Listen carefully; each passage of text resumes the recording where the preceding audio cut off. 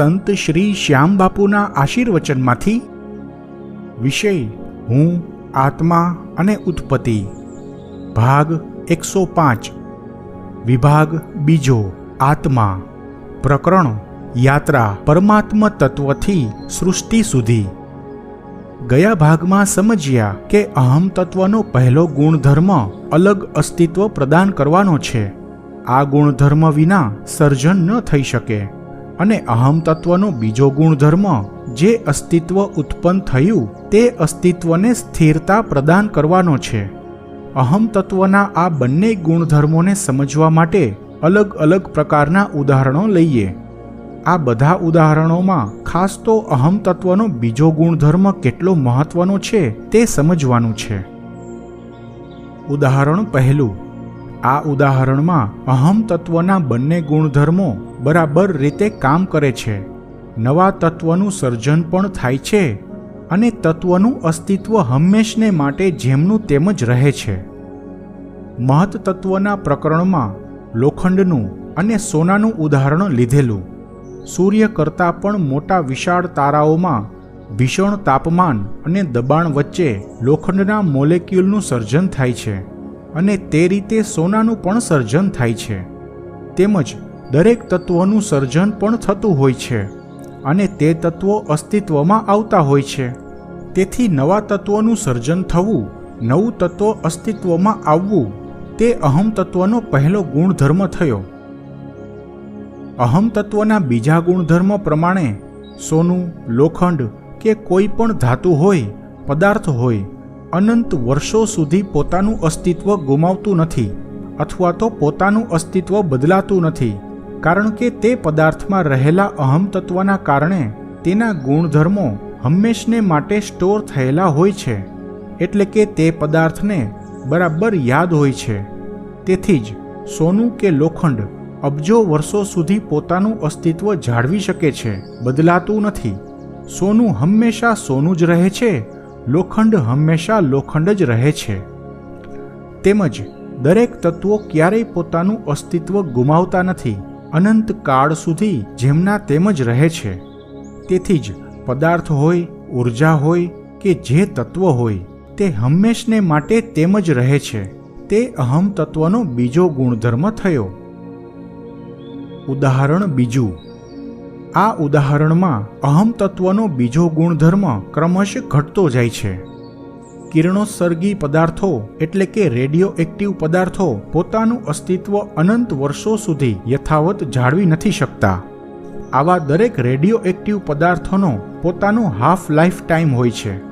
એટલે કે અમુક ચોક્કસ અંતરાલમાં તે રેડિયો એક્ટિવ પદાર્થ પોતાનું અડધું દ્રવ્ય ગુમાવતો જાય છે અને તે દરેક રેડિયો એક્ટિવ પદાર્થોનો પોતાનો હાફ લાઈફ ટાઈમ અલગ અલગ હોય છે. પોતાનું દ્રવ્ય ગુમાવતો જાય એમાં એવું ન કહેવાય કે અહમ તત્વનો બીજો ગુણધર્મ કામ નથી કરતો, તેથી રેડિયો એક્ટિવ પદાર્થ પોતાનું અસ્તિત્વ ભૂલી ગયું. નહીં, કુદરતમાં એવી ભૂલોને કોઈ સ્થાન નથી. તેથી અહમ તત્વ પોતાનો ગુણધર્મ ચૂકે નહીં. પરંતુ રેડિયો એક્ટિવ પદાર્થના ગુણધર્મો જ એ રીતે હોય છે. એટલે કે તેના ગુણધર્મોની ડિઝાઇન એવી હોય છે કે તેણે અમુક નિર્ધારિત સમય મુજબ પોતાનું દ્રવ્ય ગુમાવતા જવાનું. ગુણધર્મોની ડિઝાઇન બનાવનાર મહત તત્વ હોય છે. મહત તત્વ દ્વારા બનેલી ડિઝાઇનમાં તે પદાર્થથી તેના હાફ લાઈફ ટાઈમ મુજબ અહમ તત્વ ઓછું થતું જાય છે અને તે નિયમબદ્ધ ઘટતું જાય છે. મહત તત્વના જ્ઞાન મુજબ અહમ તત્વ જેમ ઘટતું જાય તેમ રેડિયો એક્ટિવ પદાર્થ પણ ઘટતો જાય, પોતાનું અસ્તિત્વ ગુમાવતો જાય અને પોતાની ઉર્જા છોડતો જાય. જેમ કે કાર્બન 14 C14નો હાફ લાઈફ ટાઈમ 5730 વર્ષ છે. એટલે કે કાર્બન C14માં જેટલા પ્રમાણમાં રેડિયો આઇસોટોપ હોય તેને અડધા ખતમ થતાં 5730 વર્ષો લાગે. એવું કેમ થાય તેનો જવાબ પદાર્થ વિજ્ઞાનમાં છે જ. તેના સમીકરણો છે, તે મુજબ તેના ગુણધર્મો જાણી શકાય છે. પરંતુ આ ગુણધર્મો નક્કી કરનાર મહત તત્વ હોય છે અને તે એવી રીતે બને છે કે C14માં રહેલું અહમ તત્વ 5730 વર્ષે અડધા પ્રમાણમાં ઘટી જાય. તેથી C14ના આઇસોટોપ પણ 5730 વર્ષે અડધો જથ્થો ગુમાવે છે. ત્યારબાદ વધેલા જથ્થામાં રહેલું અહમ તત્વ 5730 વર્ષે ફરી અડધું થઈ જાય અને તે પદાર્થ પણ અડધો રહી જાય. જો કે આમ કરતાં કરતાં ક્યારેય અહમ તત્વ સાવ ખતમ તો ન જ થાય. તેથી તે રેડિયો એક્ટિવ કાર્બન C14 પણ ક્યારેય પૂરેપૂરું ખતમ નથી થતું. જેમ કે કોઈ પણ સંખ્યાને અડધી કરતા જોઈએ એટલે કે 2 વડે ભાગતા જોઈએ તો ક્યારેય તે સંખ્યા શૂન્ય ન થઈ શકે. 2/2 = 1. અહીં 2 થી ભાગવાનો મતલબ અડધા કરવાથી છે. 1/2 = 0.5. 0.5/2 = 0.25. 0.25/2 = 0.125. 0.125/2 = 0.0625. આ રીતે કરતા જ જઈએ તો તે સંખ્યા ઘટતી તો જાય, પરંતુ તે સંખ્યા ક્યારેય સંપૂર્ણ ખતમ તો ન જ થાય. કોઈ પણ ચીજ અમુક સમયે અડધી ખતમ થઈ જાય તો ખરેખર તે ક્યારેય સંપૂર્ણપણે ખતમ નથી થતી. તે રીતે C14 પણ સાવ ખતમ નથી થતું, પરંતુ માત્રા અડધી થતી જાય છે. તેને જ કાર્બન ડેટિંગ કહેવાય છે. તેના દ્વારા કરોડો વર્ષો પહેલાં થઈ ગયેલા પ્રાણીઓના અશ્મિજન્ય અવશેષોની કાર્બન ડેટિંગ દ્વારા તે પ્રાણીઓ ક્યારે થઈ ગયા તેની જાણકારી મેળવી શકાય છે. ઉદાહરણ ત્રીજું. આ ઉદાહરણમાં અહમ તત્વનો બીજો ગુણધર્મ જળવાતો નથી. તેથી તે પાર્ટિકલનું સર્જન તો થાય છે, પરંતુ તુરંત જ તેનો નાશ થાય છે, અસ્તિત્વ જળવાતું નથી. આ ઉદાહરણમાં અહમ તત્વના બંને ગુણધર્મોની કામગીરી બરાબર રીતે સમજાઈ જશે. એક સૂક્ષ્મ કણ પાર્ટિકલ હિગ્સ બોઝોનની થિયરી 60 વર્ષ પહેલા પીટર હિગ્સ અને સત્યેન્દ્રનાથ બોઝ નામના 2 વૈજ્ઞાનિકોએ આપી. તેમાંના એક સત્યેન્દ્રનાથ બોઝ ભારતીય કુળના વૈજ્ઞાનિક છે. આ બંને વૈજ્ઞાનિકોની થિયરી પ્રમાણે હિગ્સ બોઝોન પાર્ટિકલ પર પ્રયોગો થયા 2012માં લાર્જ હાઇડ્રોન ક્લોરાઇડરમાં LHCમાં. આ હિગ્સ બોઝોન પાર્ટિકલ અત્યંત સૂક્ષ્મ છે, અસ્થિર છે, અનસ્ટેબલ છે અને તે LHCમાં ઉત્પન્ન થતાની સાથે જ ખતમ થઈ જાય છે. એટલે કે તેની લાઈફ 1 સેકન્ડના અબજોમાં ભાગ કરતાં પણ ઓછી છે. વૈજ્ઞાનિકોએ તેની લાઈફનો અંદાજ લગાવ્યો છે. 1.56 × 10⁻22s એટલે કે 1 પછી 22 શૂન્ય લગાવીએ સેકન્ડનો એટલામો ભાગ થાય. એટલે કે 1 સેકન્ડના 10,000 અબજમો ભાગ થાય. કલ્પના કરવી મુશ્કેલ છે ને? હવે હિગ્સ બોઝોન અનસ્ટેબલ છે અને તેની લાઈફ આટલી ટૂંકી શા માટે? તેનું કારણ છે હિગ્સ બોઝોન અસ્તિત્વ તો ધરાવે છે, પરંતુ તેનું અસ્તિત્વ ટકાવી નથી શકતું. તેનું કારણ હિગ્સ બોઝોનમાં અહમ તત્વ અત્યંત અલ્પ પ્રમાણમાં હોય છે. જો હિગ્સ બોઝોનમાં અહમ તત્વ હોય જ નહીં તો હિગ્સ બોઝોનનું અસ્તિત્વ પણ ન હોય. જો હિગ્સ બોઝોન પાર્ટિકલનું અસ્તિત્વ જ ન હોત તો તેના કોઈ પ્રભાવ પણ ન હોત. તેથી તે થિયરી પ્રમાણે પણ સાબિત ન થાત. એટલે કે તેની થિયરી કે સમીકરણો બની શક્યા ન હોત.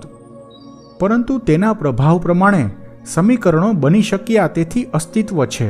હિગ્સ બોઝોન ઉત્પન્ન થાય છે એટલે કે તેમાં અહમ તત્વ છે. આ થયો અહમ તત્વનો પહેલો ગુણધર્મ. હિગ્સ બોઝોનનું સર્જન તો થયું, પરંતુ તેનું અસ્તિત્વ ટકતું નથી. ઉત્પન્ન થતાની સાથે જ નાશ પામે છે. આ થયો અહમ તત્વના બીજા ગુણધર્મનો અભાવ. એટલે કે હિગ્સ બોઝોનના પાર્ટિકલમાં અહમ તત્વનો ફક્ત પહેલો ગુણધર્મ હોય છે, બીજો ગુણધર્મ કામ નથી કરતો. જ્યારે LHCમાં સામસામા 2 પ્રોટોનના ટકરાવ કર્યા ત્યારે હિગ્સ બોઝોન પાર્ટિકલ ઉત્પન્ન થયો અને પ્રોટોનમાંથી હિગ્સ બોઝોનમાં પ્રાકૃતિક તત્વ, મહત તત્વ અને અહમ તત્વ આવ્યા. પરંતુ અહમ તત્વ તુરંત જ નાશ પામ્યું. એટલે કે અહમ તત્વનો પહેલો ગુણધર્મ આવ્યો, પરંતુ અહમ તત્વનો બીજો ગુણધર્મ ન આવ્યો. તેથી હિગ્સ બોઝોન પણ પોતાનું અસ્તિત્વ ટકાવી ન શક્યું, અસ્થિર થયું અને ખતમ થયું, અને તેમાં રહેલા બાકીના તત્વો ઉર્જારૂપ બની ગયા.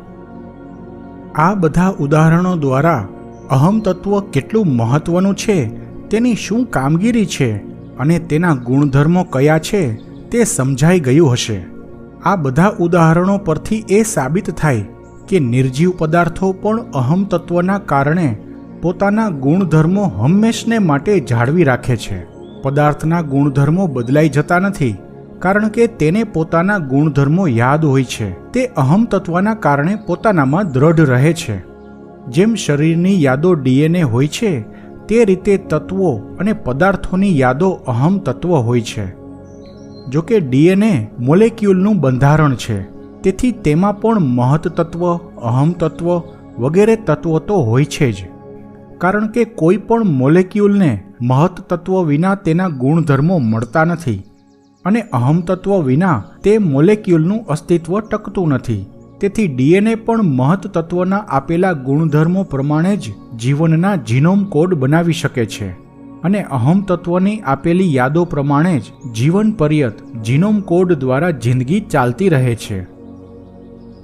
પદાર્થના સર્જન માટે, સૃષ્ટિના સર્જન માટે અહમ તત્વના આ બંને ગુણધર્મો અતિ મહત્વના હોય છે અને તેના કારણે અહમ તત્વનું પણ મહત્વ એટલું જ વધી જાય છે. જો પદાર્થ વિજ્ઞાનમાં અહમ તત્વ ન હોય તો કોઈ પદાર્થ કાયમ માટે પદાર્થ ન રહી શકે. અણુઓ, પરમાણુઓ, મોલેક્યુલ્સ પોતાની પ્રોપર્ટીઝ હંમેશને માટે જાળવી ન શકે. જો એવું થાય તો દુનિયા રહી જ ન શકે. બ્રહ્માંડમાં અરાજકતા સિવાય કંઈ ન બચે. આ અરાજકતા એટલે બ્રહ્માંડમાં ફક્ત સૂક્ષ્મ ઉર્જાના વાદળો જ હોય, એટલે કે જે મૂળભૂત તત્વો, પ્રાકૃતિક તત્વો વગેરે છે તે જ રહે. તે સિવાય કોઈ પ્રકારનું અસ્તિત્વ ન હોય. બ્રહ્માંડના સર્જનની પહેલાંની અવસ્થા હોય. અહમ તત્વ વિના પરમાત્મા કોઈ પ્રકારનું સર્જન ન કરી શકે. એટલા માટે સર્જનહારે બ્રહ્માંડના સર્જનની શરૂઆત અહમ તત્વથી કરી.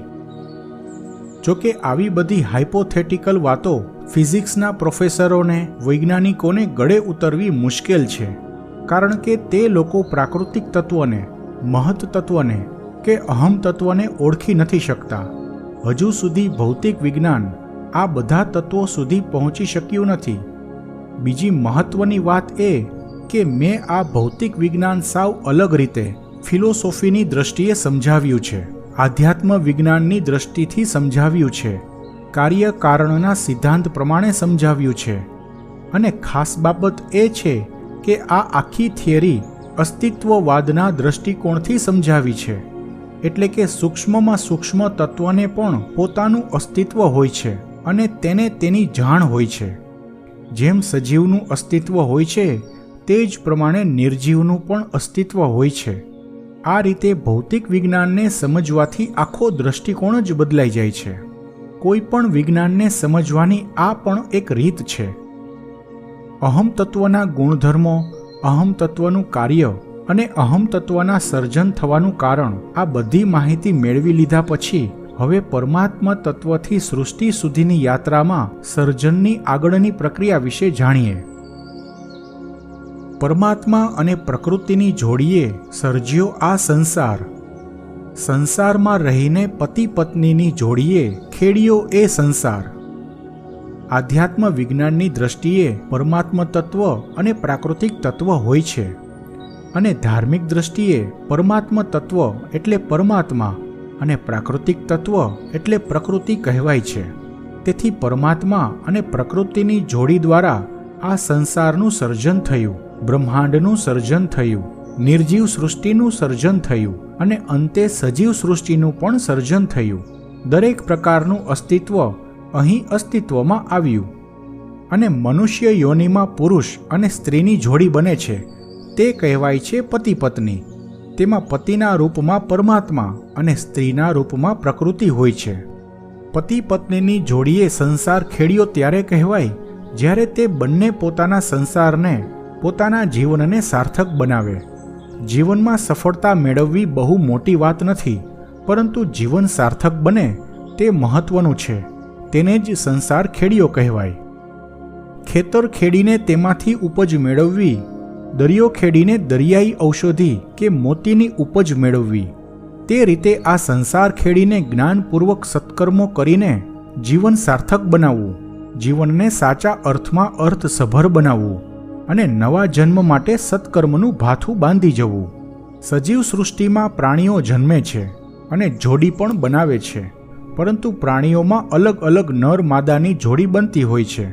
પ્રાણીઓમાં ફક્ત એટલું જ જ્ઞાન હોય છે કે કોઈ પણ નર સાથે કે કોઈ પણ માદા સાથે જોડી બનાવીને બચ્ચા પેદા કરવા, પેટ ભરવું, ઊંઘ કરવી અને મરવું. જે માણસ ફક્ત પોતાના પરિવાર માટે જ કમાતો હોય, જિંદગીભર ધન એકઠું કરતો હોય, વંશ વધારતો હોય, તો આવા અબુધ માણસોની જિંદગી પશુ પ્રાણી સમાન હોય છે. એમ જ તમામ જિંદગી તમામ કરે છે. મોટા ભાગના માણસો આ રીતે પ્રાણી સમાન જિંદગી ગુજારે છે. નર થઈને વાનર જેવી જિંદગી ગુજારે છે. તેને સંસાર ખેડિયો ન કહેવાય, સંસારને ખોદ્યો કહેવાય. અહીં અહમ તત્વ પ્રકરણ પૂરું થયું. અહમ તત્વ પછીનું સર્જન છે મનસ્તત્વ. આગળ મનસ્તત્વ વિશે સમજીશું. આત્મા વિભાગના આવતા અંકમાં પણ યાત્રા પરમાત્મ તત્વથી સૃષ્ટિ સુધી ચાલુ રહેશે.